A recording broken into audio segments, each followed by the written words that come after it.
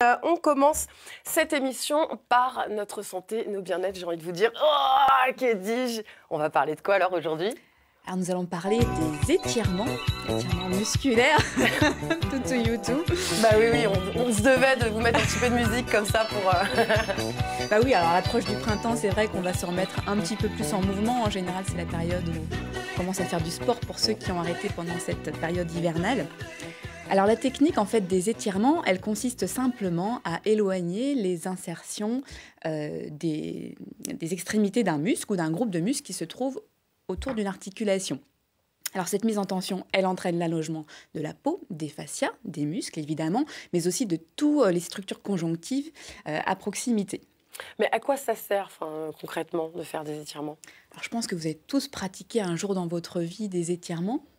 Alors soit dans la détente pour inciter le relâchement, ça peut être également en thérapie lorsqu'on consulte un ostéopathe, un kinésithérapeute. Celui-ci utilise des techniques d'étirement particulières pour relâcher les tensions par exemple ou des postures pour gagner en souplesse, en amplitude. Mais également dans le domaine du sport, c'est ce qu'on disait tout à l'heure, en préparation mais également en récupération. Des étirements, un petit quiz, Maud, vous avez prévu? Oui, alors un petit quiz. J'ai des questions à vous poser. On va voir si vous êtes calé en matière d'étirement. Est-ce que d'après vous, s'étirer permet de se libérer des tensions musculaires? Vous savez, les tensions quand on touche son corps et qu'on sent que les muscles sont douloureux. Caroline, que diriez-vous? Ça doit aider en tout cas. Je suppose que oui.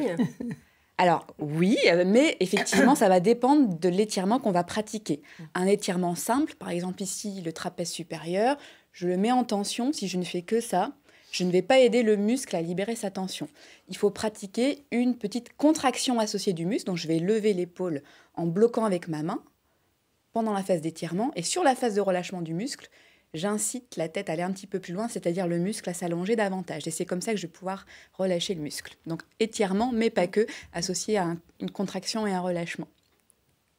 Autre question, en sport, mieux vaut-il s'étirer avant, pendant ou après l'activité? Moi, je dis les trois. Les trois, oui. Pendant, c'est possible?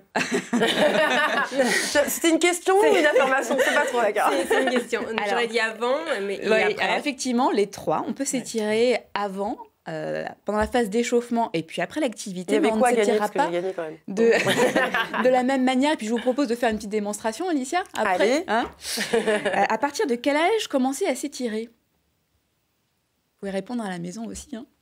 Je dirais que les enfants, ils s'étirent tout seuls tout le temps. Donc, à partir du moment où on commence à leur faire de la gym et des choses comme ça. Donc, vous direz quoi, 8-10 ans? Oui, quand ils veulent 7 bien. ans, en fait, effectivement, il n'y a pas d'âge. On peut commencer à tout âge, mais avant 10 ans, moins d'utilité parce que les enfants, c'est des vrais chewing-gums. Mais ceci dit, c'est bien déjà pour la croissance d'aller étirer les muscles pour accompagner l'évolution de la croissance osseuse. Et puis déjà, de donner aux enfants cette habitude de s'étirer lors des activités. Dernière question, peut-on s'étirer à froid ou faut-il s'échauffer auparavant? Carole, une idée? Je pense que c'est la même chose, d'étirement, échauffement. Mais c'est pas la même chose. C'est pas la même chose. Ouais. Étirer, on va vraiment éloigner les insertions proximales et distales d'un muscle ou d'un groupe de muscles. Donc on va allonger. Échauffer, on va chauffer. On va faire contracter le muscle pour créer un échauffement. Moi je dis oui.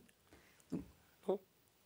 Je dirais oui aussi. Je pense qu'il faut s'échauffer avant. Alors, en fait, quand on s'échauffe, si on a pratiqué une activité, le corps est chaud, la température corporelle est plus élevée et les tissus vont avoir tendance à mieux coulisser les uns sur les autres. Donc, quand on va s'étirer, on va pouvoir aller beaucoup plus loin que lorsqu'on s'étire à froid. Alors, s'étirer à froid au saut du lit, c'est jamais très conseillé parce que le corps n'est pas réveillé. Par contre, on peut le faire quand même au cours de la journée sans avoir pratiqué auparavant une activité sportive, parce que finalement, on sera un petit peu plus raide, et c'est là qu'on va pouvoir gagner davantage en amplitude si on pratique des étirements type posture, c'est-à-dire des étirements prolongés. Oui, puis on s'étire aussi le matin quand on sort du lit, on a besoin de... Non, oui, mais on va pas, quand on s'étire le matin, on va pas aller dans des amplitudes forcément extrêmes, en tout cas, on reste pas très longtemps dans l'étirement. D'accord. Bon. Vous me débloquez le dos? Alors, rapidement, avant de faire une petite démonstration, comment et quand pratique-t-on les étirements? Alors, si on cherche à gagner en souplesse, en amplitude, en mobilité, à rester libre dans son corps, on va utiliser plutôt des postures et des étirements de longue durée. 1 à 5 minutes d'étirement par groupe musculaire. Et là, on choisit plutôt des postures confortables, de détente, souvent allongées. Donc, on retrouve ça dans le yoga, par exemple, le stretching postural, les barres au sol, toutes ces activités où on utilise le corps dans l'allongement. En thérapie, eh bien, il y a les techniques de crochetage. Je ne sais pas si vous connaissez ça. J'ai déjà entendu parler. Mais... Voilà, les kinés, les ostéos utilisent des crochets ou alors avec les doigts. Par exemple, sur un muscle de la jambe qui est le TFL, tenseur du fascia lata, eh bien, on va venir crocheter le muscle pour étirer très localement et redonner de la mobilité au muscle. On utilise les levées de tension, contracter relâcher, comme on disait tout à l'heure. Et en sport, Alicia, on fait une petite démo. Allez, c'est parti. Alors, on ne va pas pouvoir faire toutes les préparations. Ce qu'il faut savoir, c'est que pour chaque muscle, il y a plusieurs positions possibles pour l'étirement. Il faut choisir la position adaptée et aussi le mode d'étirement en fonction de ce qu'on va obtenir. Okay. Donc, en sport, par exemple, juste avant le sport, on va utiliser tout ce qui est balancé, donc étirement actif. Au niveau des membres inférieurs, imaginons je prends le football, la course à pied, on a des mouvements forcément un petit peu de flexion-extension, eh bien je vais pouvoir faire quelques mouvements, il ne faut pas qu'on se tape, Alicia, d'avant en arrière, une jambe, l'autre jambe, assez rapidement, quelques flexions, extensions, ça c'est rapide. On commence ensuite son échauffement, 5-10 minutes, et ensuite on va pouvoir pratiquer ce qu'on appelle des étirements activo-dynamiques. Alors, par exemple, sur les fléchisseurs de hanches, si je fais de la course à pied, du football, quelques contractions des fléchisseurs, sur 8 secondes, et sur 8 autres secondes, j'étire. Donc, je mets la jambe en arrière, je fais attention à la position de mon bassin. Et ça, 2 répétitions. C'est assez rapide. Et en arrière. Quadriceps, je tends la jambe, donc je contracte avant, ensuite, d'étirer. Comment on étire le quadriceps, Alicia? Ça fait du bien.